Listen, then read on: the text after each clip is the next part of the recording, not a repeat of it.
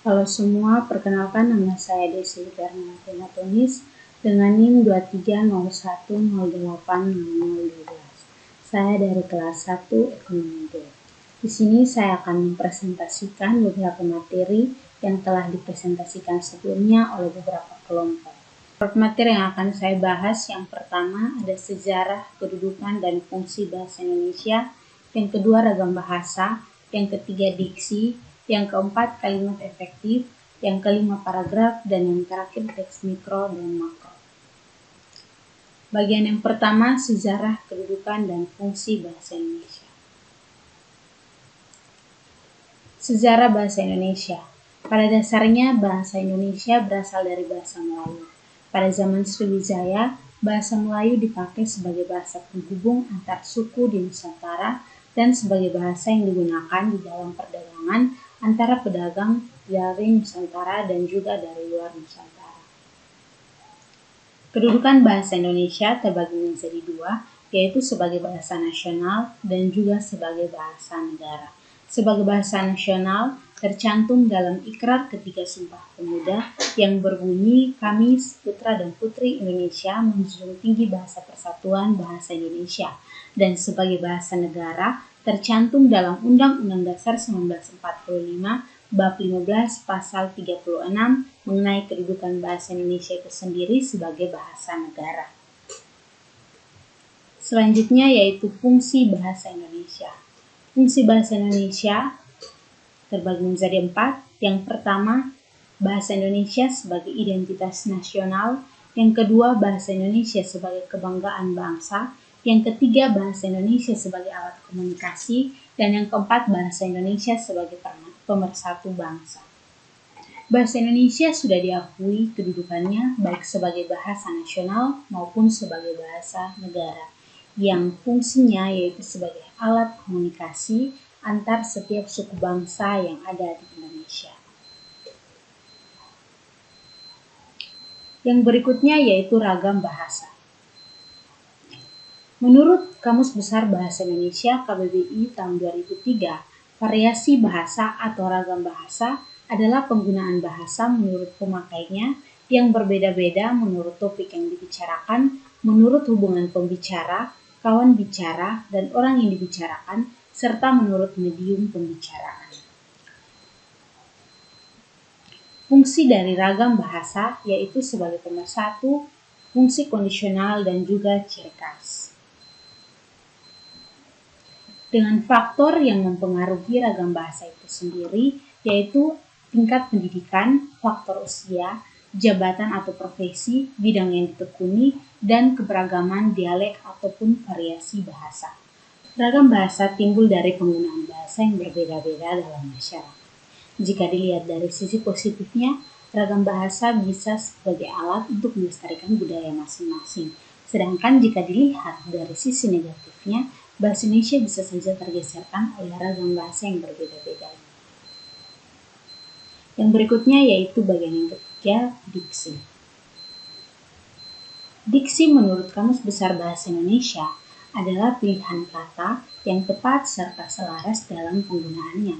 Diksi digunakan oleh penulis untuk mengungkapkan suatu gagasan sehingga mendapatkan efek tertentu sesuai yang diharapkan oleh penulis.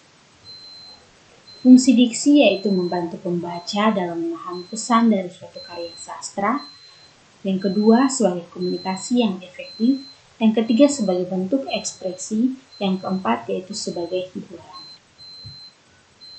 Intinya, diksi merupakan pemilihan kata dalam penyampaian bahasa dengan tujuan untuk membantu pembicara ataupun penulis menyampaikan gagasan atau ide-ide dengan tepat sehingga pendengar, penonton, maupun pembaca dapat memahami isi pesan tersebut.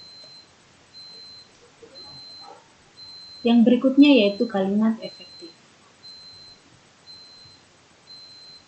Kalimat efektif adalah kalimat yang menyampaikan pesan, gagasan, ide, dan pendapat penulis secara tepat sehingga bisa dipahami dengan baik oleh pembaca. Kalimat efektif disusun berdasarkan kaidah yang berlaku, misalnya pedoman umum ejaan bahasa Indonesia. Ciri-ciri dari kalimat efektif yang pertama, memiliki unsur penting atau pokok, setidaknya ada unsur objek ataupun unsur predikat. Yang kedua, taat terhadap tata aturan dan ejaan yang berlaku. Yang ketiga, menggunakan diksi yang tepat. Yang keempat, menggunakan kesepadanan antara struktur bahasa dan jalan pemikiran yang logis dan sistematis. Yang kelima, menggunakan kesejajaran bentuk bahasa yang dipakai. Yang keenam, melakukan penekanan ide pokok. Yang ketujuh, mengacu pada kehematan penggunaan bahasa. Dan yang terakhir yaitu menggunakan variasi struktur kalimat. Jenis-jenis kalimat efektif. Yang pertama, kalimat langsung. Yang kedua, kalimat tidak langsung. Yang ketiga, kalimat tunggal. Yang keempat, kalimat majemuk. Yang kelima, kalimat interaktif dan kalimat tanya. Yang keenam, kalimat perintah. Dan yang ketujuh, kalimat perintah. Di sini ada dua contoh kalimat tidak efektif dan juga kalimat efektif. Kalimat tidak efektifnya, Kupang adalah merupakan ibu kota Provinsi Nusa Tenggara Timur. Kalimat efektif yang seharusnya yaitu Kupang merupakan ibu kota Provinsi Nusa Tenggara Timur. Mengapa bisa disebut kalimat tidak efektif? Karena ada pendobelan antara kata adalah dan kata merupakan yang memiliki arti yang sama. Selanjutnya, contoh kedua, kalimat tidak efektif. Demi untuk anaknya, Susi rela bekerja seharian. Sedangkan seharusnya yaitu demi anaknya, Susi rela bekerja untuk seharian. Di sini tidak efektif karena ada penggunaan demi untuk yang juga memiliki arti yang sama. Pada bagian kelima yaitu paragraf. Pengertian paragraf. Paragraf adalah seperangkat kalimat yang membicarakan suatu gagasan atau topik. Kalimat dalam paragraf memperlihatkan kesatuan pikiran atau mempunyai keterkaitan dalam membentuk gagasan ataupun topik tersebut. Fungsi paragraf ada 5. Yang pertama, mengekspresikan gagasan tertulis dengan memberi bentuk suatu pikiran dan perasaan ke dalam serangkaian kalimat yang tersusun secara logis dalam suatu kalimat. Yang kedua, memisahkan dan menegaskan perhentian secara wajar dan normal. Yang ketiga, memudahkan pengorganisasian gagasan bagi penulis dan memudahkan pemahaman bagi pembacanya. Yang keempat, memudahkan untuk pengembangan topik karangan ke dalam suatu pikiran yang lebih kecil. Yang kelima, memudahkan pengendalian variabel, terutama karangan yang terdiri atas beberapa variabel. Jenis-jenis paragraf dibagi menjadi 3. Yang pertama menurut jenis, yang kedua menurut tujuan, dan yang ketiga menurut teknik pemaparan. Menurut jenis dibagi menjadi 4, yaitu paragraf deduktif, paragraf induktif, paragraf campuran, dan juga paragraf penuh kalimat topik. Yang kedua menurut tujuan, yaitu paragraf pembuka, paragraf pengembang, dan juga paragraf penutup. Dan yang terakhir menurut teknik pemaparan, yaitu paragraf deskriptif, eksposisi, argumentatif, naratif, dan yang terakhir paragraf persuasif. Bagian penting dari paragraf ada 4, yaitu kalimat utama, kalimat penjelas, naratif, dan juga kalimat persuasif. Di sini ada sebuah contoh paragraf, yaitu nasi adalah makanan pokok yang biasa dikonsumsi oleh kebanyakan penduduk di wilayah benua Asia, tak terkecuali Indonesia.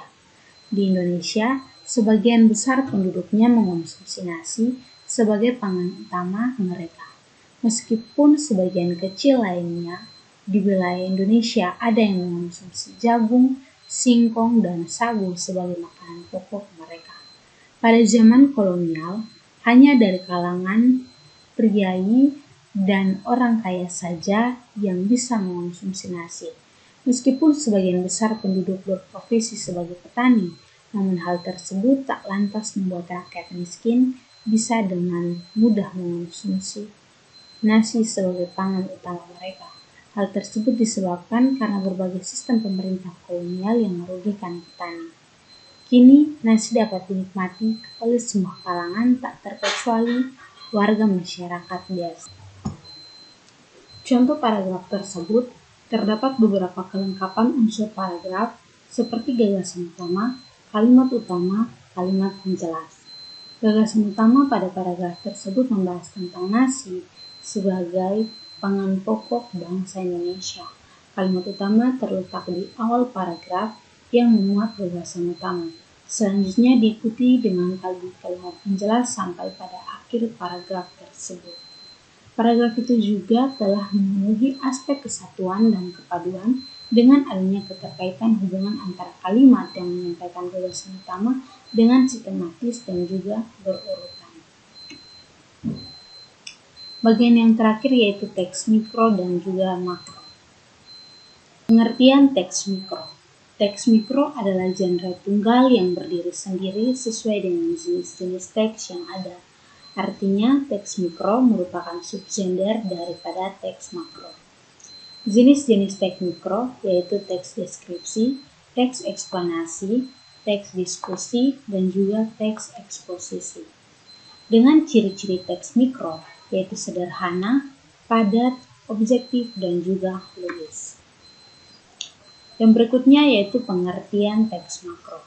Genre makro adalah genre kompleks atau teks majemuk, yaitu teks yang berwujud dalam campuran dari berbagai jenis teks atau yang biasa digunakan untuk menamai sebuah jenis teks secara keseluruhan. Jenis-jenis teks makro yaitu artikel jurnal, berita, buku, ulasan buku, proposal penelitian, laporan penelitian, laporan praktikum, dan juga artikel ilmiah. Perbedaan antara teks mikro dan teks makro yaitu teks mikro merupakan bagian kecil dari teks makro atau subgenre teks makro. Sedangkan teks makro bersifat majemuk yang merupakan campuran dari berbagai jenis teks. Contohnya dalam sebuah buku tidak hanya mengandung satu jenis teks, tetapi juga bisa terdapat beberapa jenis teks lainnya. Sekian dan terima kasih.